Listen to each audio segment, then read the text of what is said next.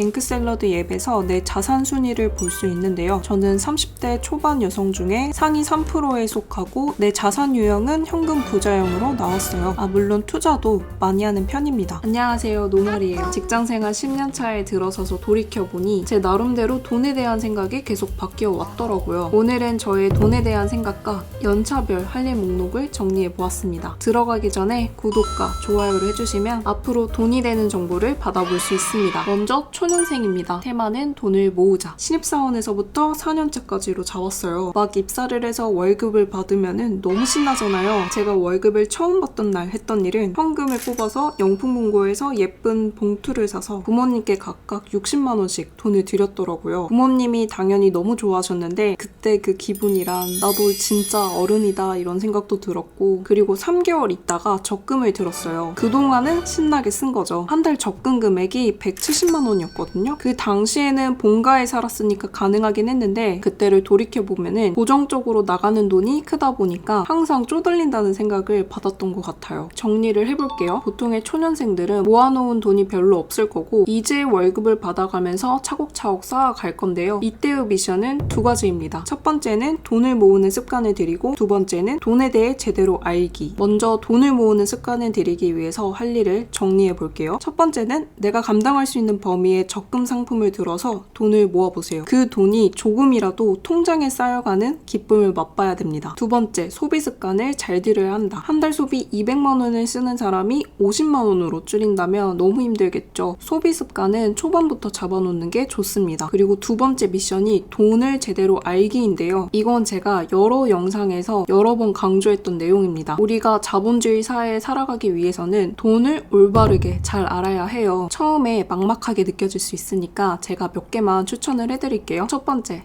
EBS 다큐멘터리 자본주의. 이거는 고전인데 5부작으로 만들어졌습니다. 왜 우리는 열심히 일을 해도 점점 살기 어려워지는 걸까? 월급은 잘 오르지 않는데도 물가는 왜 오르기만 하는 걸까? 이런 질문에 대한 답을 얻을 수 있고 내 모든 일상에 자본주의를 엮어서 생각을 할 수 있습니다. 이거는 책으로도 나와 있어요. 두 번째는 로버트 기요사키가 쓴 부자 아빠 가난한 아빠. 세 번째, 보도 셰퍼의 돈. 처음에 돈을 알기 위한 책을 몇 개 추려봤는데 원하시면 추천 영상을 따로 빼볼게요. 이제 초년생을 지나서 대리급으로 갑니다. 이때의 테마는 자산과 능력에 투자한다. 입사 5년차에서 8년차 정도로 잡아볼게요. 이때 저는 자취를 시작했고 완전히 독립된 한 사람으로서 생활력도 키워나가던 시기였어요. 그리고 이 시기에 돈에 대한 생각을 바꾸게 해준 가장 큰 사건이 두 가지가 있습니다. 첫 번째는 주식 투자를 시작했어요. 보통 회사에 같은 팀 안에 주식 투자를 하는 사람이 한 사람쯤은 있을 거거든요. 자주 주식 관련한 대화를 하다 보면은 시작을 쉽게 할 수 있습니다. 다들 공감하실 거예요. 처음 주식 투자를 시작하면 투자한 내 돈이 매 순간 올라갔다 내려갔다 하는 걸 보면은 너무 신기해요. 돈을 벌려고 투자를 한 거니까 당연히 잃기 싫잖아요. 그래서 주식 공부를 시작합니다. 그 당시에 온라인 스터디도 운영하고 강의도 했었어요. 근데 강의를 하면 좋은 점은 내가 진짜 많이 알게 돼요. 다른 사람에게 알려주려면 나 스스로 공부를 많이 해서 자신이 있는 상태여야 하잖아요. 한참 투자가 잘 나갈 때는 수익률이 30%도 넘고 좋았어요. 근데 마냥 잘하기만 했냐? 아니요. 마이너스 5천만 원까지 떨어진 적도 있습니다. 연봉만큼 빠져나가니까 진짜 잔고가 보기 싫어지더라고요. 호황기, 비수기 이렇게 사이클을 돌리고 나니까 나만의 투자관이 자연스럽게 생겼어요. 이렇게 되면은 자극적인 뉴스에도 휘둘리지 않게 됩니다. 그리고 회사가 돌아가는 구조에 대해서 잘 알게 되는데 한 회사가 상장을 하기까지의 과정이나 재무제표를 보는 방법이나 이런 거를 알게 되면은 회사 생활에도 도움이 됩니다. 그리고 두 번째, 돈에 대한 생각을 가장 크게 바꿔준 변화는 사이드 프로젝트입니다. 제가 회사 밖에서도 인정받는 역량을 쌓게 되면은 보수를 받고 일을 해줄 수가 있거든요. 그게 크든 작든 돈을 받고 팔아보는 경험을 해보는 게 진짜 중요해요. 무언가를 팔아보는 경험은 시장 구조를 알 수 있는 가장 쉬운 방법인데 내 능력이 시장에서 어떻게 먹힐지를 돈이라는 가장 객관적인 수치로 볼 수 있습니다. 저는 그 당시에 영상 편집 기술을 익혔고 제 특기 중 하나인 디자인력과 기획력을 살렸어요. 다른 유튜버의 광고 영상을 기획하는 데 도움을 줬고 노션 템플릿을 기획하고 제작을 하는 데 도왔어요. 이 상품은 말 그대로 대박이 났죠. 정리를 해볼게요. 이렇게 대리급 연차에서는 돈도 초년생보다 많이 쌓였겠다. 점점 투자에 관심을 갖게 되는 시기인데요. 이때 미션은 첫 번째, 나에게 맞는 투자 찾기. 두 번째, 회사 밖에서도 먹히는 내 능력 찾기입니다. 첫 번째, 나에게 맞는 투자 찾기는 저는 주식으로 시작을 했지만 주식이 모든 사람에게 맞는 투자를 투자라고는 할 수 없어요. 사람 성향에 따라서 맞는 투자가 있거든요. 누구는 주식이 맞고 누구는 부동산이 맞을 수 있어요. 이 시기에 투자를 시작하고 투자 공부를 하면서 나에게 맞는 투자를 찾아야 합니다. 내 돈을 빌려주는 거는 남이 해주는 게 아니에요. 내가 공부하고 내 선택으로 결과가 나오는 겁니다. 주식을 시작하고 싶다면 주식 계좌를 만드는 거에서부터 시작하세요. 두 번째 미션, 회사 밖에서도 먹히는 능력 쌓기인데요. 요즘에는 회사가 나를 책임져 줄 거라는 생각을 갖는 사람이 많이 없을 거예요. 커리어가 확실하다면 그쪽을 쭉 개발하면 되지만 그게 아니라면 회사 밖에서도 먹히는 능력을 개발해야 됩니다. 시간이 오래 걸릴 수는 있어요. 이때는 당장 얻을 수 있는 작은 수입에 너무 집착하면 좋지 않아요. 좋은 일은 이후 수입을 몇 배로 불려준다라고 생각을 하시고 레퍼런스를 쌓아가세요. 무보수로도 해보고 노동량 대비 적은 수입을 받으면서요. 시장에서 나를 인정하는 조그만 신호가 나온다라고 하면은 놓치지 말고 그것을 키우세요. 이제 과장급으로 넘어갑니다. 이때의 테마는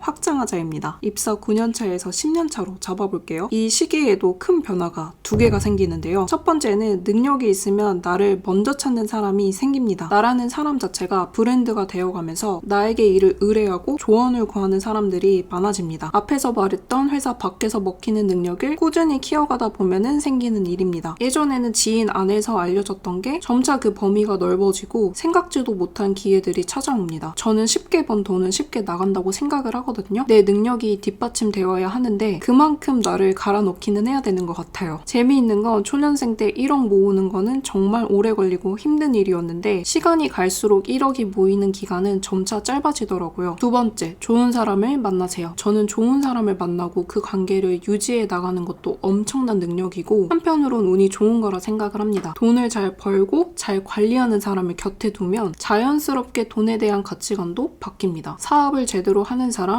투자를 제대로 하는 사람은 돈을 수동적으로 받는 게 아니고 내가 투자한 만큼 불릴 수 있다는 자신감이 있어요. 그 과정에 실패도 있는데 그걸 배운 비용으로 생각을 하더라고요. 저는 이런 사람들을 만나고 대화하는 시간을 소중하게 여기고 운이 좋다고 여깁니다. 그런데 여러분, 좋은 사람을 만나려면은 나도 그만큼 좋은 사람이 되어야 하거든요. 좋은 사람이 퍼주는 사람은 아니고 이들은 시간이 곧 돈이라서 시간을 내주는 거를 고맙게 생각을 하셔야 돼요. 그리고 나를 그만큼 키우고 그런 사람들과의 시간을 적극적으로 만들어야 합니다. 정리를 해볼게요. 과장급 연차가 되면은 모아둔 돈이 꽤 많이 쌓였을 수 있고 누군가는 결혼이나 출산 등으로 인생에 있어서 큰 이벤트를 맞이하게 될 거예요. 그 말은 더 많은 돈이 필요한 시기라는 겁니다. 이때의 미션은 첫 번째가 내 능력을 적극적으로 보여준다. 두 번째, 좋은 사람과 인연을 쌓자입니다. 능력을 숨기고만 있었다면 밖으로 표출을 하고 내가 사회에서 쓸만한 사람이라는 걸 입증을 해야 하고요. 그게 직장이든 밖에서든요. 그리고 좋은 사람과 좋은 관계를 맺어 놓을수록 생각지도 못한 기회들이 찾아올 수 있습니다. 오늘은 여기까지 저의 돈에 대한 생각이 어떻게 변화해 왔는지를 정리해 보았습니다. 앞으로 저의 이런 생각들은 늘 그래왔듯이 계속 바뀔 거예요. 기회는 준비된 자에게 온다고 합니다. 우리 지금 이 자리에서 할 수 있는 것들을 꾸준히 하면서 준비해요. 그럼 영상 끝까지 봐주셔서 감사합니다. 다음에 또 봐요.